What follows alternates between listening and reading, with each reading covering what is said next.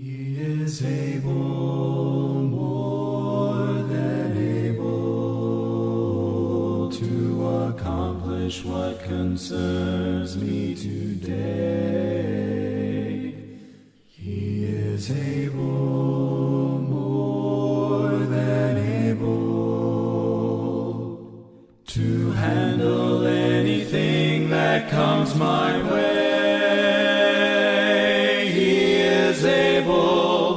More than able, to do much more than I could ever dream.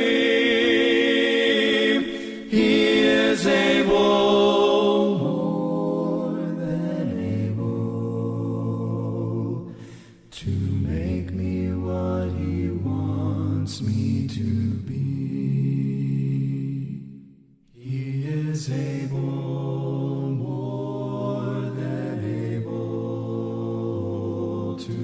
accomplish what concerns me today. He is able, more than able,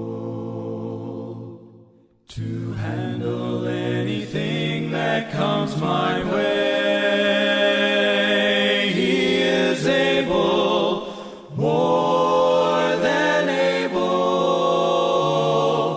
to do much more than I could ever dream. He is able, more than able, to make me what He wants me to be.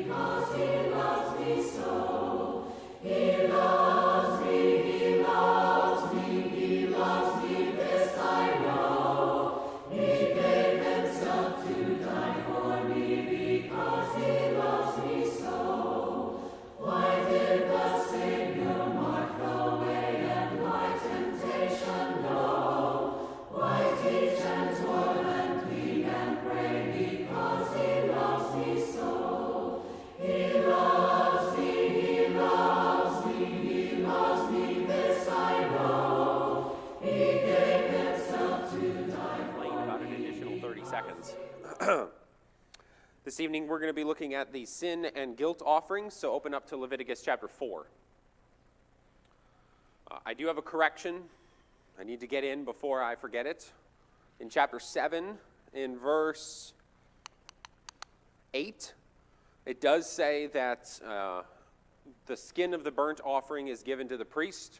In our first class, somebody made that comment, and I was wrong. The skin is given. Seems like that's the only one where the skin is the gift to the priest. The rest of them they get to eat, which chapter 7's got a few verses on that. We'll get to it at the end of the guilt offering if we've got time.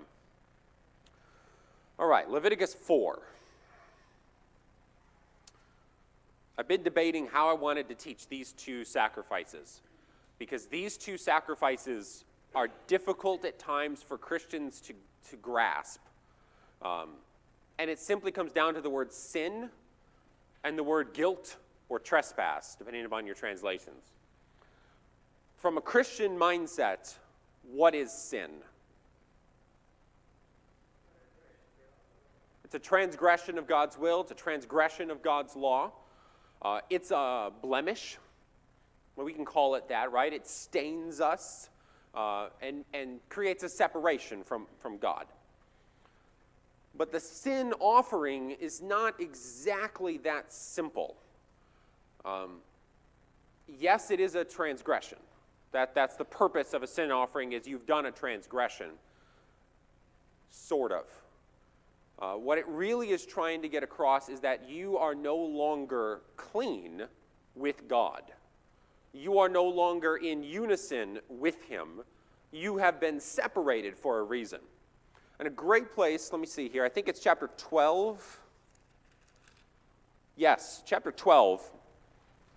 We're not there yet. We're going to get to it at the end of the quarter, but I'm just going to get it in really quick because this is a great place to look to see that a sin offering does not necessarily mean that you have sinned like a Christian mindset thinks of it. Because in chapter 12, a woman gives birth. A married, wonderfully righteous woman gives birth to her husband's child in chapter 12. We're not talking about children from sin like it was a harlot or something of that kind. No. Wonderfully righteous.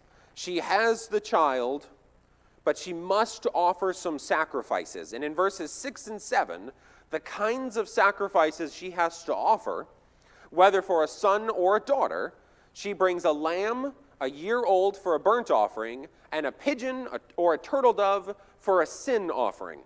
So my question is God trying to tell us that every single time that a woman gave birth, she has sinned and transgressed against God?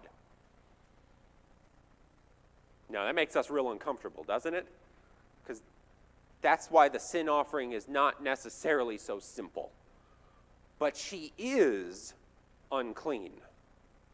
She is separated from God. And that's what it talks about up there in the first few verses of chapter 12. That she is unclean, it tells us, if you go up there to verse 2, if a woman conceives and bears a male child, she's unclean 7 days. In verse 4, then she continues for another 33 days in the blood of her purifying. She can't touch anything holy. She can't come near the sanctuary until her purification days are done. She's still unclean. With a male child, there's a separation because she has to come and get him circumcised on the 8th day. With a female child, she doesn't have that limitation. So she is unclean, not necessarily sinful. So I think that's the first distinction I want to make here when we get into talking about the sin offering. Adding to that the guilt offering. What is the difference between a sin offering and a guilt offering? Because as you can see from chapter 12, a sin offering can be offered without a guilt offering. So I can say I'm separated, but I don't have to say I did anything wrong.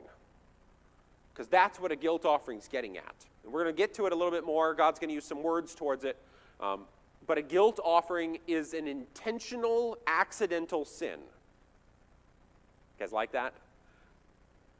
You did it, and you meant to, but not because you yourself are living a life of wickedness. You are living a life of righteousness and sinned. You guys follow me? Because what happens if you live a life of wickedness and you sin? Under the law of Moses, you generally died. That's it. There is no redemption for that. It kind of brings to mind Hebrews in chapter 10, when the Hebrew writer says, "For if we go on sinning willfully, there no longer remains a sacrifice for sins." Why does he say that? He says it because the sin offering and the guilt offering, by their definitions, require it to be, at minimum, an accident, but most of the time unintentional. And by accident, I mean like you and I might sin. We strive to be righteous, right? We do the best that we can, and yet each of us has sinned. Is it because you live a wicked life, that you just seek out opportunities to be evil before the Lord? No. It's an accidental moment in your life. You hope it doesn't happen again, like every other accident in our lives. Probably it will again, because like every other accident in our lives, right? So I wanted to make that clear because these two sacrifices don't quite mesh with the Christian definitions. God separates that. When we think of sin, sin and guilt offerings are bound together. Like that, they're the one thing. I am separate from God because I did this sin. I have transgressed. It's all meshed together under the Christian mindset, not under the Jewish. There's a separation. Okay. Any comments on that? Any questions? Any clarification I need to provide? With uncleanness, they had to offer sin and burnt offering. Mm-hmm. The man had a discharge, they had to offer a sin and burnt offering. Yep. It's another great example. It's not something you necessarily could have controlled. Therefore, God does not require a guilt offering. But you are separate because you become unclean. Yeah. Well, I was just looking for an example. I guess I was thinking like you accidentally, or you touch somebody who's been injured. You get blood. You come in contact with blood, or somebody, a dead person or something. Is that Yeah. That's an exact example that God is going to give in chapter 5, I think. Yep, you are right there with it. Because, okay, your dad died. Should you leave him there? Like, is that the righteous answer? My dad's dead. I guess he's going to rot there until he goes away. Maybe we can hurry some animals in here to take care of it. Like, no, that doesn't make any sense. So God provides a way, but you still become unclean. Yeah. And I guess I never had thought about this before until you brought it up. So when, say the woman is there, so she's there to make the purification offering, does she just go ahead and do the sin offering because it's a convenient time? So take the dad just died, I got to pick him up and move him. I'm 100 miles away from Jerusalem. So after the funeral, do I have to go to Jerusalem, make the sin offering, then travel another, or do I get to do it the next time I'm there when it's convenient? It needs to be a priority to you. The implication is once you're in the land, there's time. Really, with all of these sacrifices, there's time. Nothing's immediate. If you sin in the afternoon, you can't go do your sacrifice until the next morning. If you're on the outskirts of the camp and you still got to go find your sacrifice, and like this, a lot of it is going to be scheduled. Yeah. So there definitely is some time factor here, which means that you have to prepare, you have to acknowledge it and identify it and get ready for it. Yeah. Follow up, may I? Yeah, go ahead. That's why I'm here. In the instance of the woman, and I just did a quick search and just quickly looking at it, a sin offering seems to just be the lowest form of offering one can make, whether they're rich or they're poor. So a turtle dove or a pigeon. What do you think the significance is of that? Well, if this is such a Yeah. why the smallest offering possible?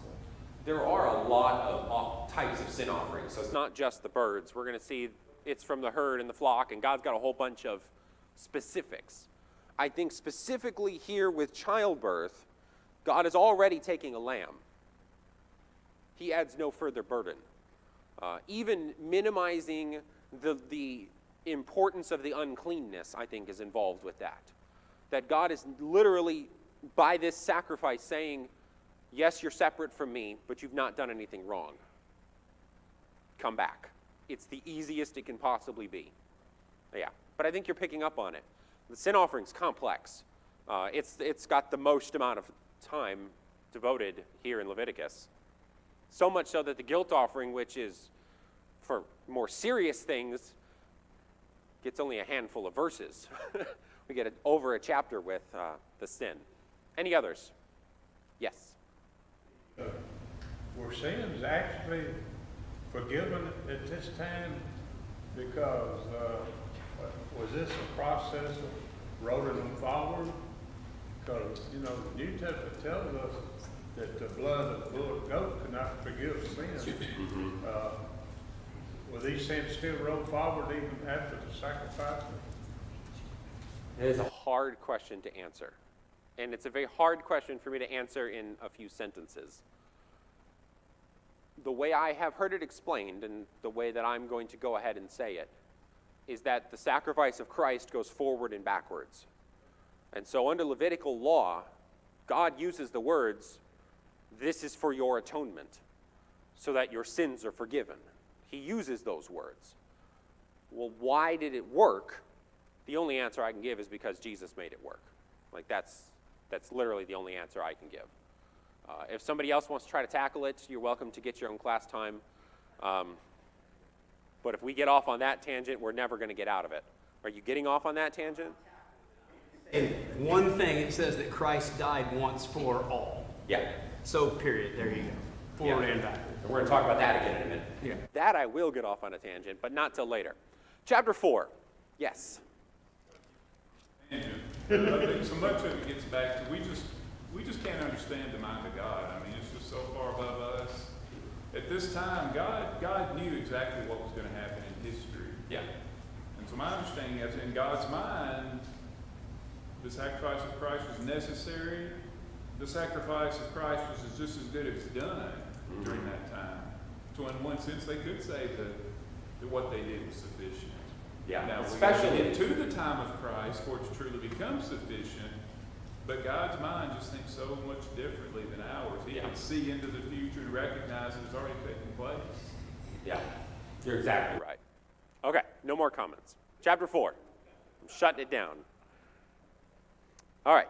Chapter 4 and the beginning of chapter 5 discusses the sin offering. So in verse 1 of chapter 4, the Lord spoke to Moses, saying, "Speak to the people of Israel, saying, if anyone sins unintentionally in any of the Lord's commandments about the things not to be done, and does any one of them, read the following." Okay.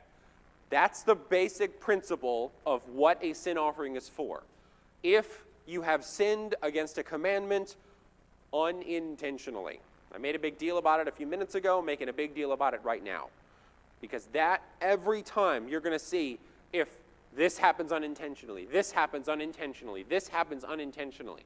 And by that definition, what he's talking about is you are living a righteous life and sinned. So you want to go back to your righteous life and your harmony with God. We're not talking about you've been in rebellion for generations. Now, there is a sin offering for that, but God's going to get pretty angry at you, too. There's going to be a lot more than just you're going to walk in and give a sin offering and think everything's going to be fine. It's going to get more into the guilt offering. We'll talk about it in a moment. So, first category, verse 3. Who is the first person that God wants to address that has sinned? The priest. He is the closest to God on earth. That's the Jewish perspective. You're coming to God's earthly representative. If he has sinned, you have no avenue to God. This is why, again, Hebrews makes such a big deal about how awesome our high priest is, right? We don't ever have to worry about losing our avenue to God. Ever. For any reason. Because Jesus cannot sin. He is perfection. He is the ultimate of high priests. Aaron's going to mess up here in a couple of chapters. His sons are going to mess up even worse. If you've read ahead, 2 of them die. They mess up. So that's what we're getting at here. This must be the first stop. In order to purify everybody else, you got to start here. So, the anointed priest, he is the one who sins. Thus, he brings guilt on everybody, because everybody who brings their sacrifices to him also then is sinning. Think about 1 Samuel and Eli and his sons. They are corrupting all of the people because the priesthood is corrupt. You can't be righteous in the eyes of God under the law of Moses with Eli and his sons at the helm. Can't. So, what kind of animal are they supposed to bring? You can look in verse 3 or verse 4. A bull. We're not talking about a female cow. We're talking about a bull here. With the sin offering, gender is important. Some of the other ones wasn't quite as important. This one is. You are to bring a bull. It is to be without blemish. It is from the herd, your herd. You're the wrongdoer. You bring it in. He brings the bull in verse 4 to the entrance of the tent of meeting before the Lord. He lays his hands on it, on the head of the bull. He kills the bull before the Lord. And the anointed priest takes some of the blood of the bull and brings it into the tent of meeting. And the priest shall dip his finger in the blood and sprinkle part of the blood 7 times before the Lord in front of the veil of the sanctuary. The priest shall put some of the blood on the horns of the altar of fragrance incense before the Lord, that is in the tent of meeting. And all the rest of the blood he shall pour out at the base of the altar of burnt offerings, that is at the entrance of the tent of meeting. We'll stop there. There's 2 priests involved here, because priest number 1 is the sinning priest. He had better not walk into that holy place. Just trust me. 2 of them are going to do it in a couple of chapters, and they had better not. They die. So he's got to get a different priest. So we've got some mutual confession going on here. We've got one priest who now is separate and unclean, needing a clean priest in order to bring his sins away. So think about us. We are called priests in the New Testament, are we not? So if we sin, we need a clean priest to help us. So we talk about drawing near through Christ, don't we? We talk about praying in Christ's name. That's that imagery. That's what we're talking about here with this sin offering. We also have some interesting things. We bring a whole new altar into this. When they enter into the holy place, what altar do they utilize?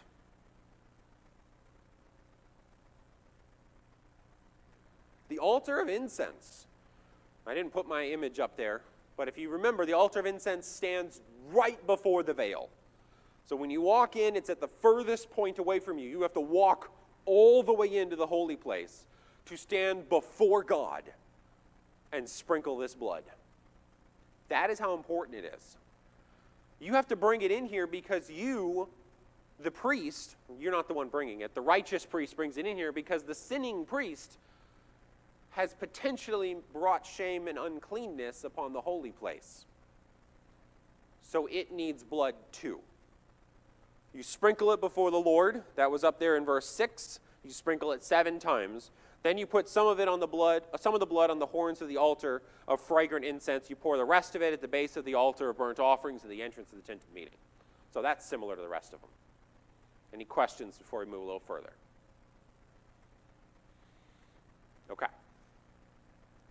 What's the rest? Verse 8.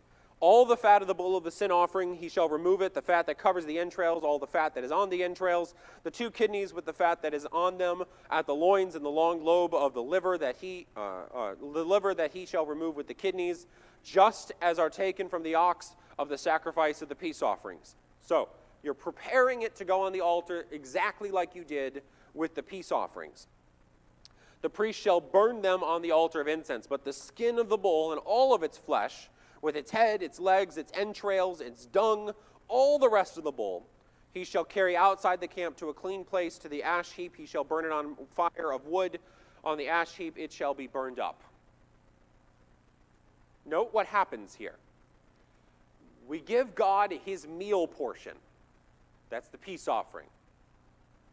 So there's a peace offering involved in the offering of a sin offering, because you need the atonement of a sin offering and the relationship that comes from a peace offering in order to bring that priest back into good standing with the Lord.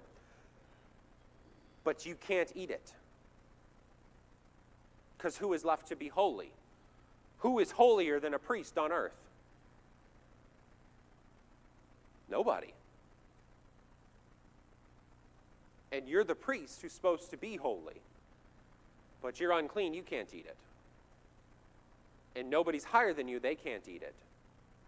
So you take everything else outside to the rubbish heap of holiness, where they take all of the holy ashes, and you burn everything there as a now burnt offering, but not a burnt offering because it's not on the altar.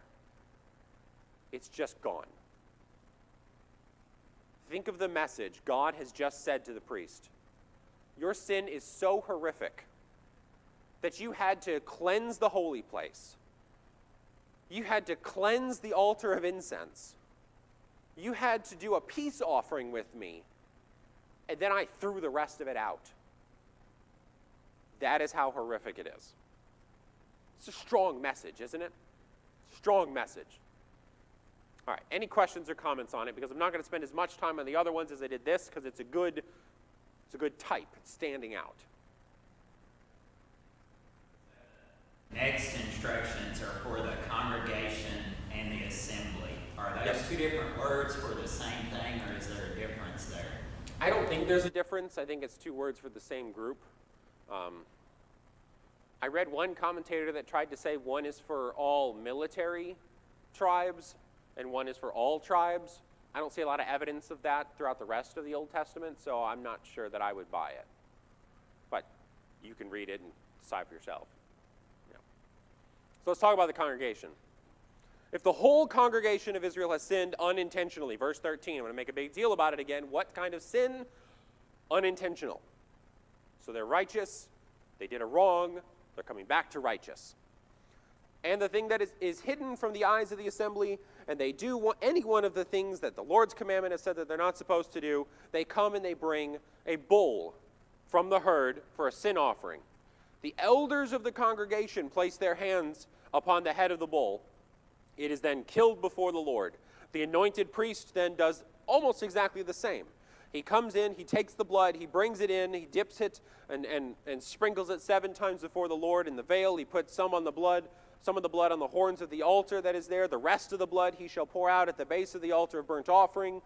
After that he takes its fat and he burns it on the altar. Thus he shall do with the bull, as he did with the bull of the sin offering, so he shall do with this. The priest shall make atonement for them. They shall be forgiven. He shall carry the bull outside the camp, burn it up as he burned the first bull. It is a sin offering for the assembly. Importance is still here. It's almost exactly the same as if a priest has sinned. Because if the whole congregation has sinned, it's going to include the priests. Everybody. Judgment is being brought down on you. And we can think of some of the wandering years where judgment is brought down on them and they would have needed to bring this. Like Korah's rebellion, or perhaps in Joshua when they do some incorrect things at Ai in Jericho. The whole congregation needs to be atoned for. So it follows the same pattern. Nobody gets to eat it. It is burned up. The peace offering still in there, kind of wrapped up in the process of a sin offering. Any comments or questions before we talk about the next one? Define an unintentional sin, because some of those examples, that we might look to, seem to be more like given instructions and then shortly thereafter did not follow instructions. So is this like I accidentally did something I knew not to do, or is this the law is extensive, it's really difficult to know all of it, maybe I messed up and then somebody said, did you know about this? Yeah. Well, let's go ahead and let's answer his question by reading the words of God out of chapter 5.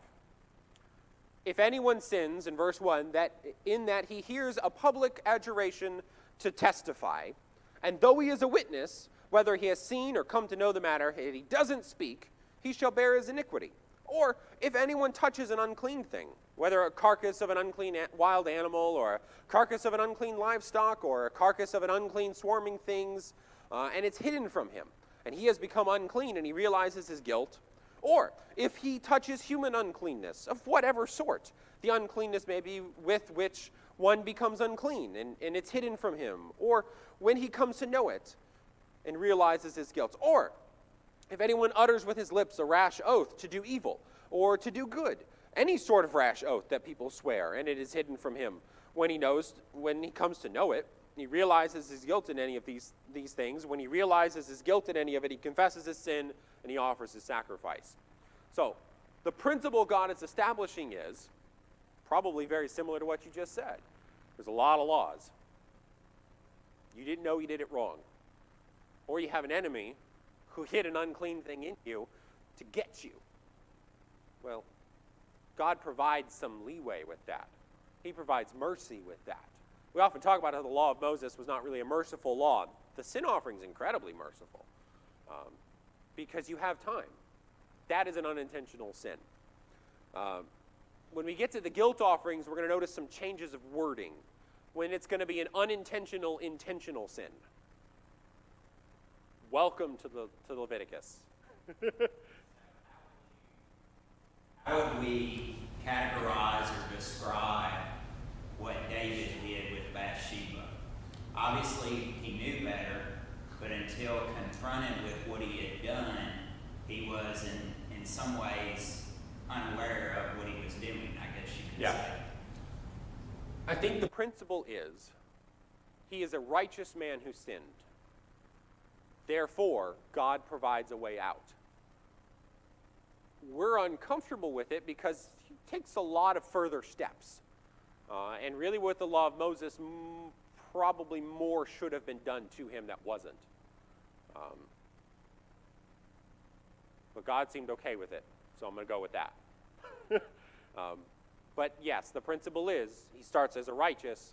He has a sin, not one that he set out to do, but it happened. Meaning that when he woke up that morning, he didn't say, you know what, I'm going to go up on my roof and I'm going to find this woman and I'm going to go get her. But it did lead him down that road. I got a couple of hands over here. I remember your hand. We'll get back to it in just a second. I think Lee and then...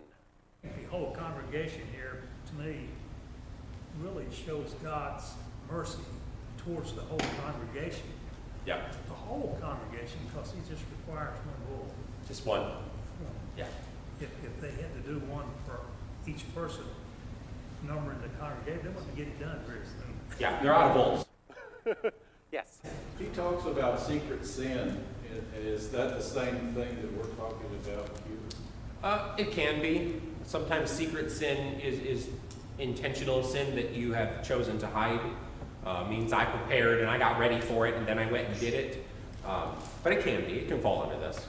Like you eat to gluttony and you don't realize that you've done that. Is that covered in that? Yeah, that would fall under this. Okay, back over here. Yeah, my question was like, Landis, was there a offering for a sin that you did deliberately versus?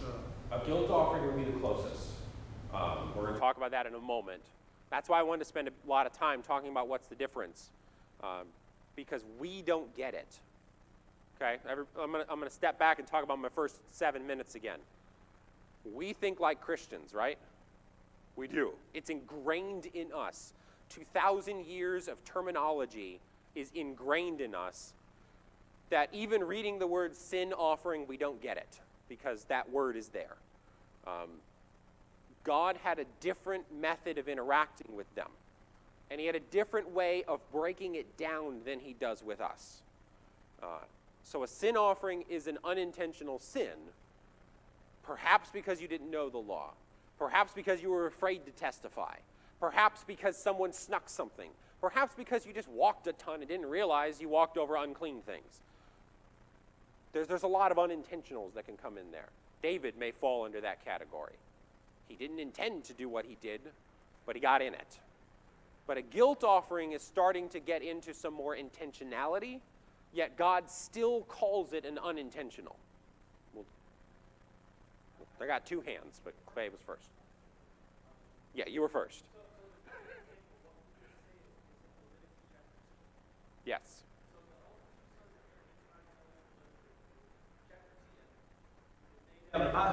Yes. But there are two other sons in that chapter who sinned as well.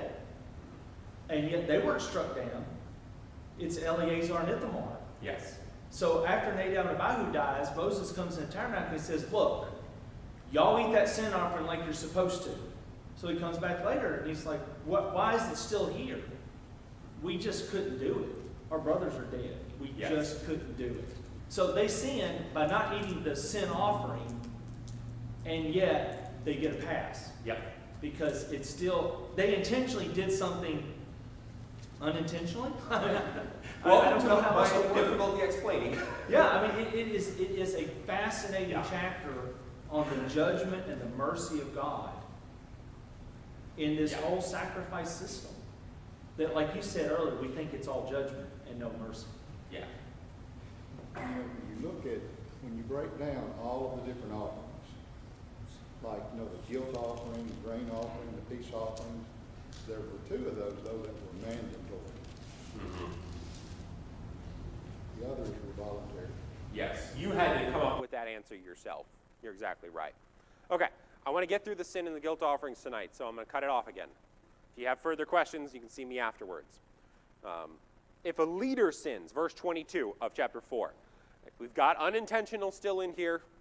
I think we've done a pretty good job trying to understand that, but we're not Jewish, so it's going to be hard. He has a little bit different. Up until now, we've been talking about a bull needs to be brought, but now it's only one person, just the leader, has done this. He is required, once he realizes his guilt, to bring an offering. The end of verse 23, what is his offering to be? A goat? Be more specific. A male goat. Because in a moment, we're going to get a female goat in here. Gender matters. You are a leader, it must be a male goat without blemish. You bring it, you lay your hand on the head, you kill it in the same place where you kill pretty well all the rest of them. It is a sin offering. The priest takes some of the blood of the sin offering and he puts it on which altar?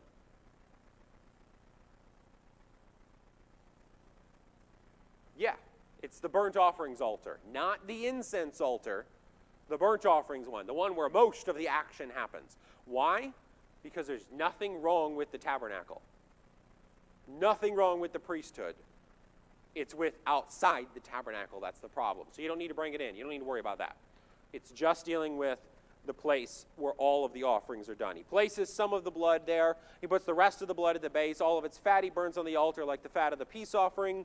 And the priest shall make atonement for him for his sin, and he shall be forgiven. In chapter 7, when we get over there, if we get over there at all, it's going to talk about eating of the sacrifice of the peace offering down in, not chapter 7, chapter 6, verses 24 through 30. Just to use the example in verse 26, the priest who offers it for sin shall eat it. In a holy place it shall be eaten in the court of the tent of meeting. Clay referenced a moment ago, talking about with Nadab and Abihu, that they left the sin offering on the altar, which was not correct.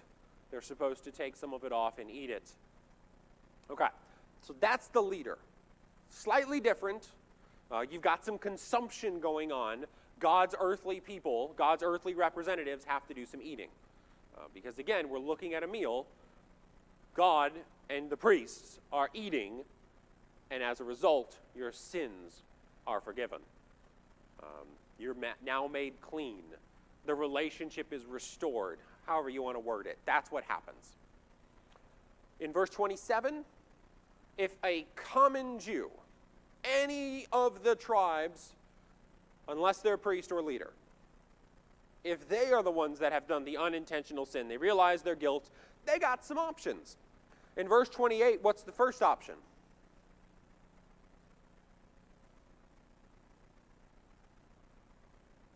A female goat. guys got the gender. Good job. We have another option, though. Down in verse 32, what can you bring? A lamb that is female. Okay, so notice, the common Jew brings females. The leader brings a male. The priest brings a male. For the whole congregation, it's a male. It's female if it's just you. Okay, and the last one over there in verse 7, you have the option of 2 animals.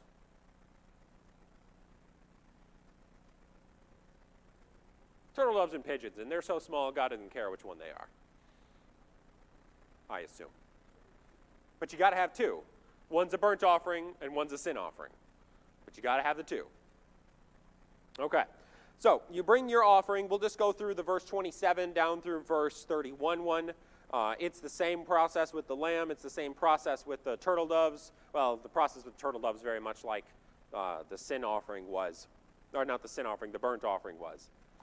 But in verse 28, you bring your male goat, or sorry, your female goat, I'm so used to saying male, without blemish, for the sin that you've committed. You lay your hand on the head, you kill it in the place where you kill all the other ones. The priest takes the blood with his finger, he puts it on the horn of the altar of burnt offering, he pours the rest of it at the base, puts the fat on there just like he does with the peace offering, and the rest of it gets eaten by the priest, the one who offered it. See verse or chapter 6. Turtle doves are very similar. You bring it in, you wring the head off, you put some of the blood on the side, you put the rest of it up there. It is what it is, because you're not getting much off if you try to do much more. Any questions?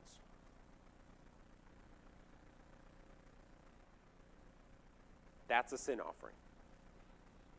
Its purpose is to restore you to cleanness with God, compared to being unclean with God. That's its purpose.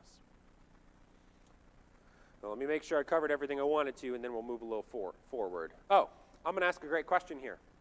If I pat my own self on the back. Who did Jesus die for? Utilizing what you know of this sin offering, what kind of sin offering? For who was the sin offering offered? It's a thought question. Because I know your gut answer is, he died for the whole world, right? But what animal is he called? He's a lamb. But he's a male lamb. So we have a deviation. He's special. But who is a lamb offered for? According to this, we'll just stick with the lamb. Who is the lamb offered for? That's the bull.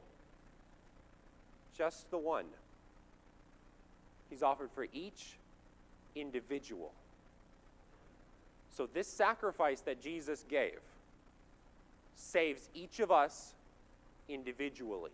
Now that's important, because if they call him a bull, that means that all of us get our sins forgiven, even if a third of us really are still sinful. The whole congregation gets to be clean again. But he didn't do that. He said each of us individually has to be righteous, because he did it on an individual basis. Which means he didn't die for the whole family. He died for each member of the family. Results similar, right? You still all have access to the same sacrifice. It's just that you got to pick it. Your parents can't pick it for you. Your spouse can't pick it for you. You can't just let some ambiguous group over here at the side, they pick it for you. No, you got to decide. If you're going to stand up and utilize this sacrifice and cease sinning, or if you're going to continue sinning willfully and there no longer is a sacrifice. Okay? I want to bring that in. It's a nice thought one, right? Each of these sacrifices, they have something with Jesus. Jesus fulfills them in some way. Okay, let's talk about the guilt offering. I see a lot of very confused faces, so I've done my job. You're going to think about this till Sunday. Maybe till next Wednesday. Guilt offerings start off in chapter 5 and verse 14. They go through chapter 6 and verse 7. They've got another one in 10 verses in chapter 7, where he kind of reiterates a little bit. So he says in verse 16, the Lord says to Moses in verse 14, verse 15, if anyone commits a breach of faith and sins unintentionally in any of the holy things of the Lord, he shall bring to the Lord as his compensation a ram without blemish out of the flock, valued in silver shekels, according to the shekel of the sanctuary for a guilt offering. He shall also make restitution for what he has done amiss in the holy thing, and he shall add a fifth to it and give it to the priest. The priest shall make atonement for him with the ram of the guilt offering. He shall be forgiven. If anyone sins in doing any of the things of the Lord's commandments ought not to be done, though he didn't know it. When he realizes his guilt, he shall bear his iniquity. He brings in the ram, and so forth and so on. In chapter 6, if anyone sins and commits a breach of faith against the Lord by deceiving his neighbor in a matter of deposit or security or through robbery, or if he has oppressed his neighbor, or he has found something that was lost and he lied about it or sweared falsely, and any of the things that the people do and sin thereby, if he has sinned and he realizes that what he does has to be repaid, what he took by robbery, the oppression, deposit, you've got to repay that, and a fifth, and the ram. Okay? It's a lot simpler than all the rest of them, right? But notice we're starting to get to something Landon was trying to do, and several of you have been trying to do, is intentionality. Even though God still says you're sinning unintentionally in verse 15 in any of the holy things of the Lord. That's the umbrella statement that governs the guilt offering. But some of these are fairly intentional. If I go in your house and I steal from you, it's pretty intentional. That's a guilt offering still. I got to pay it back.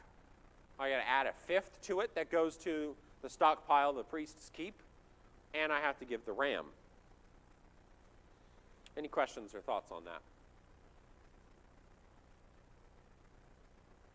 It's not as complicated.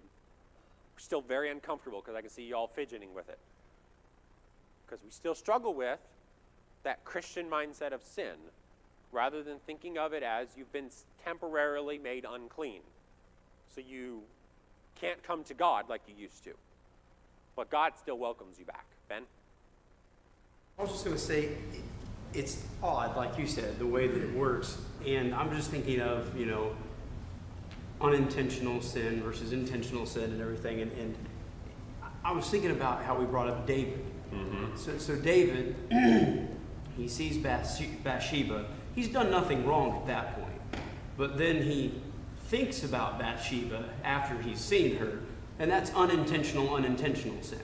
Yeah. Well, then he brings Bathsheba to him and commits intentional sin. Yep. And then he kills her husband, and that's intentional sin. Yeah.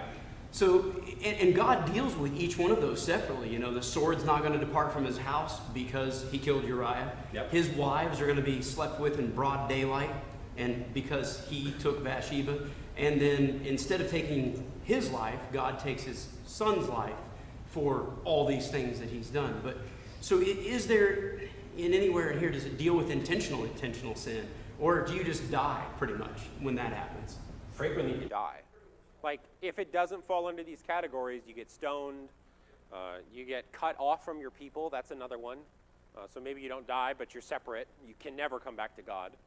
But yeah, it's death or exile. Yeah. Scene with David's situation, really, he should have died. But God gave him a reprieve and instead made his son die. Yeah.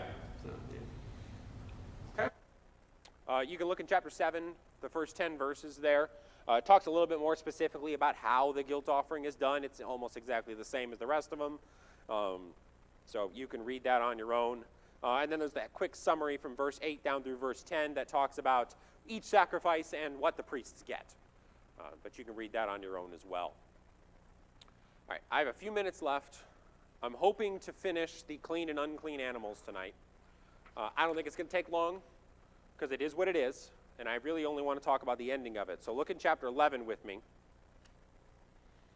God makes several statements about clean and unclean animals here that I want to emphasize. And if you know the difference between clean and unclean animals, great. That's not really my point here. I'm discussing God's holiness and the fact that he just makes them. So stick with that. God made clean and God made unclean animals. In verse 3, he starts that discussion here, and he starts applying some rules. He talks about it with land animals. In verse 9, he talks about it with water animals. In 13, he talks about it with flying. In 20, he talks about it with insects. And down in 29, he talks about it with swarming things. Then 24 through 28, there's a section on carcasses. That if you come in contact with a carcass, you're unclean as well. With unclean animals and unclean carcasses, the principle is a little different. There's not a sacrifice for it. In verse 25, for example, anyone who carries any part of a dead animal's carcass is unclean until evening. Done. You've got to wash your clothes, of course, but that's it. Like, you don't need to go and find your ram. You don't need to go find your lamb. You don't need to find some doves or whatever. You're done. You're just unclean till evening, which is great, because if you're out and you're trying to get dinner ready, the last thing you need is to then take dinner and go sacrifice it, and then you go and you get another dinner. Well, now you're unclean again, and you got to go sacrifice it. Like, this doesn't make any sense, right? So God provided a different way. But while you're unclean, you had better not try to go into holy areas. You're separate still. So God makes a distinction here. There is something clean and something unclean, and if you are unclean, he means it. But the part I really want to hone in on is down in verse 44. Because after all of the discussion of what is clean and what is not, and you can read it on your own, it's fairly self-explanatory, he gives a reason why he made some animals clean and some animals unclean. He tells us, "For I am the Lord your God. Consecrate yourselves, therefore, and be holy, for I am holy. You shall not defile yourselves with any swarming thing that crawls on the ground. For I am the Lord your God, or the Lord who brought you up out of the land of Egypt to be your God. You shall therefore be holy, for I am holy." Why did God make animal X clean and animal Y unclean? According to those two verses, why?